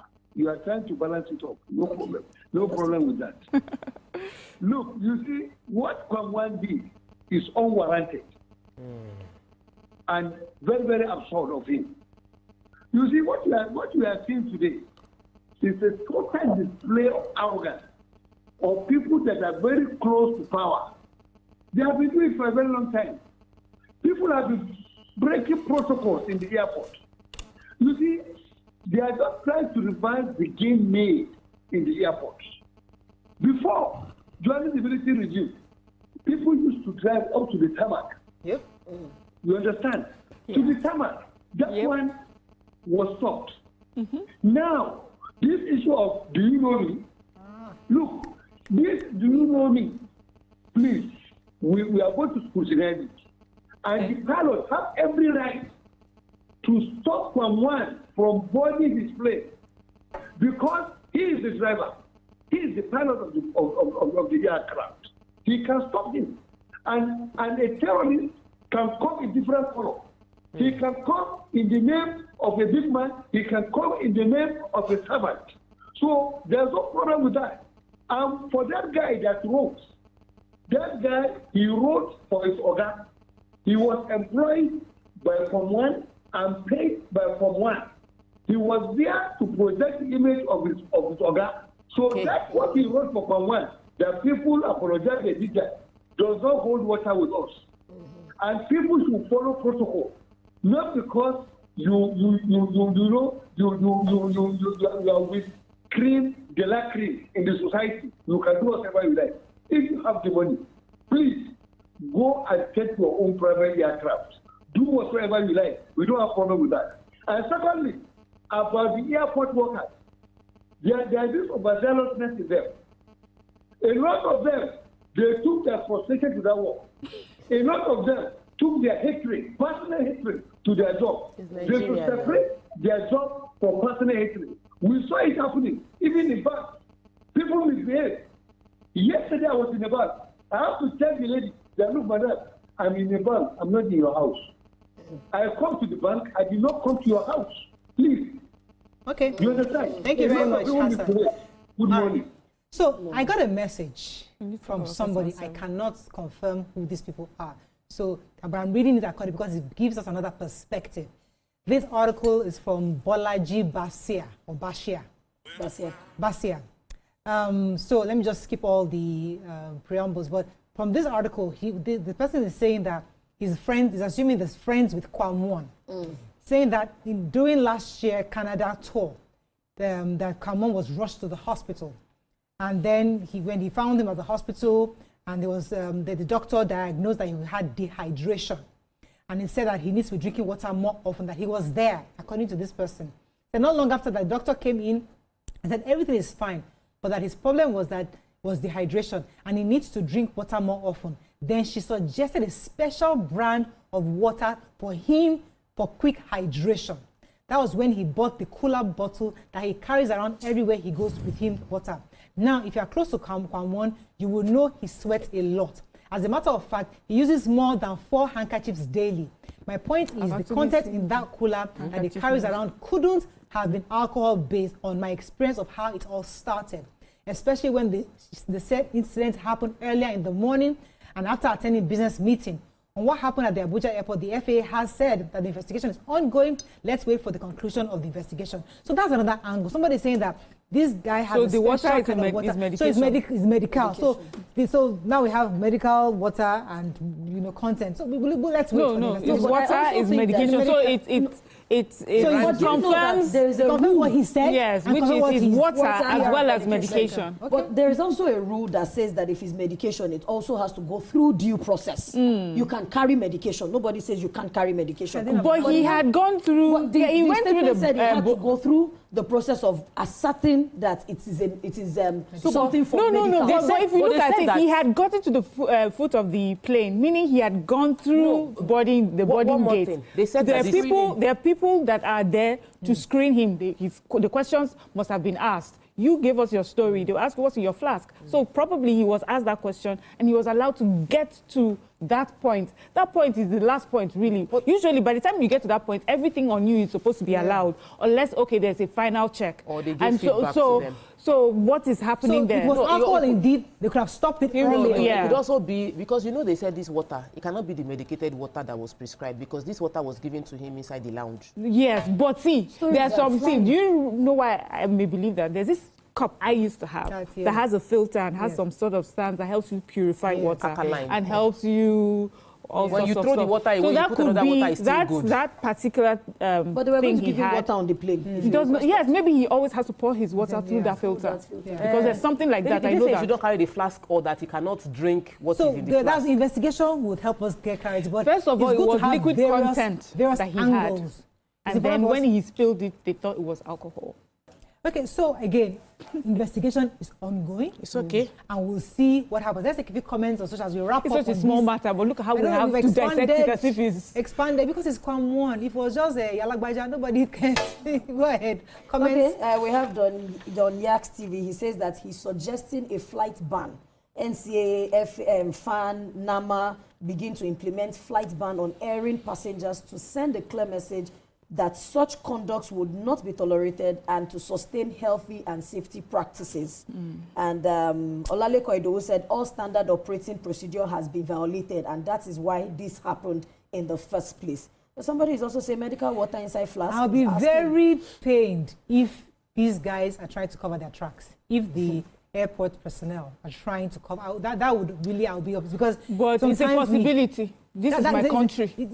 I have seen things happen. I'll be very pained if they're trying to cover that by calling it alcohol. I don't know. We'll see. Because again, that's what I don't think anybody would try anything like that with a Kwam 1. Don't say. They have tried with many people. Let's just do a proper investigation. There's nothing that Nigerians have not tried, and they will try you. So proper investigation. Because sometimes some influential people are asked to give us money, and if you refuse to give them money, they'll find something to just rope something around before you know it. Do you know many people that are languishing? Yes, you know how many people are languishing in jail because of somebody tried something? It's possible, but please let's have a transparent investigation. I have Thingami Fire says the pilot's offense was he says suspension of the pilot was not in any way unfair, as the crew responded in a fit of emotion, commencing the departure without being cleared. But we hear that, from someone who works there, that for her to have done that, she must have been cleared. And the pilots may not have seen the errant passenger lurking under the aircraft, but the control tower and ground crew were aware. The pilot's offense was commencing departure without clearance and rightfully suspended for allowing emotion cloud their judgment. Right. Let me take Tolu from Isolo. Thanks for calling, Tolu. You're live. Hello. Good morning. Good morning. My name is Sonny, not Oh, Sonny. My apologies. Yeah. Go ahead, Sonny. Thank you very much. First time caller, please. Welcome to the show. You see, if one has been following the character of Kwam 1, everybody will have seen that he has this pride that is palpable everywhere he goes to.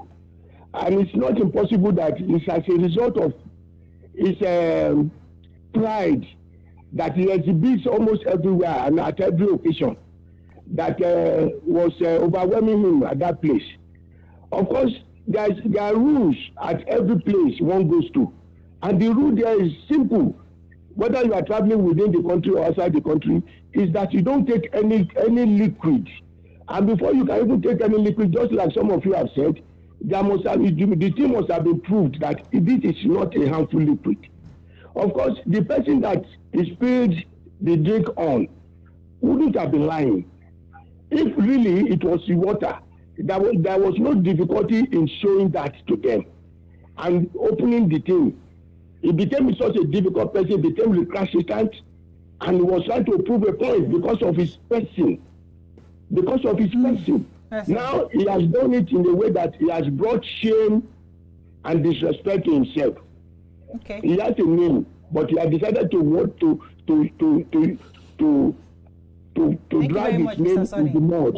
All right. Thank you very much. Let's take a few comments. Shona said, in any civilized nation, when a plane is trying to move or take off and there is someone or something in their way, it stops completely and the security or police clears the way before it moves again. So Fidelis also said, whatever the excuse is, Kwam should have known better than making himself a public ridicule. Usually there are cameras at the bottom. You know, international flights, I know they have cameras. But maybe because it's a value, it's a domestic flight, maybe there's no camera at that bottom part, just to give you, because even though you need clarity from the control room, as a pilot, you need eyes also around the plane. Yeah. So I'm sure there's got to be something to give her indication. But let's take a few more comments. Banki's Corner was replying Bolaji Basia. He said Bolaji Basia is Kwamwan's friend. Who will he defend? I'm just saying, exactly. So we'll look at. He has featured in songs by. So we'll see. I mean, again, that's why, because there are ways of have a relationship there are other co-passengers who will have their details, and the NCA can call them to confirm. Were you there? What do you see? What happened? Because the other passengers around in and around that area. Let me tell you something that happened yesterday, just as I drove out of our very main gate. A car was driving onto a lane. And this bike person was a police officer dressed in police uniform with moped on his back, came out of nowhere and hit that car. And of course, he was the one that was impacted, swerved and turned, and you know, he was everywhere. His bike scattered. Thankfully, he got up and he went for that car, the driver of the car.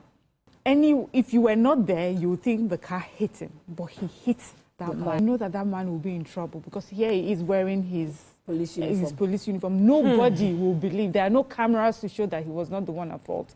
And the fact that he was wearing his police uniform, that guy automatically is at fault. So it's important for us to always, you know, give details. Right. Some things may not appear as, you know, would appear as it seems.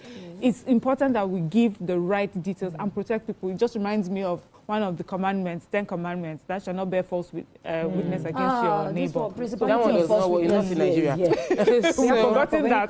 They say Kwam is going to release an album from this. Anyway, yes, that we're going to have a release narrating the story of what happened on the tarmac. Can you give us a clip? Maybe that will give us a pre-up of that kind of song. Is intro now. You first of all start that. What kind of thing happened to me like this? Nígbà tí mo wà nínú plane no, tí mo go value jet. Ìgbà tá dé di value jet. Ìgbà tá dé di value jet. Tí mo fẹ́ wọlé o, tí mo fẹ́ wọlé o. Wọ́n wá béèrè pé kí ló wà lọ́wọ́ mi nínú flask. Mo lómi ni o. Yo. Don't go sit on It's the remix. I'm feeling it. She was doing it very right. We are not going to give us a person. That's it now. Báwọn officials ṣe dé, wọ́n kọ rẹpẹtẹ o, wọ́n dúró síwájú mi. Wọ́n ní Alhaji, wọ́n lórí ẹ̀ṣọ́ ṣe a lè rí nǹkan tó wà nínú bọ́ọ̀tù yẹn o, ṣe a lè rí. You know, yeah, she got as listening to. Medication ni o, omi tí mo ní láti mú ni. You should say the Ghana.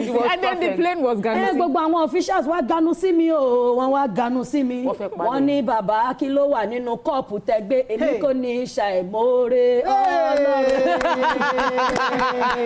Fantastic. We have done advanced album. Love it. That's all we can take. But we really hope the investigation is thorough, and then we know what happened, and all who's involved take responsibility. That's all we can take on today's show. See you tomorrow. Bye for now. The next Kwam too. And this is the worst topic ever done.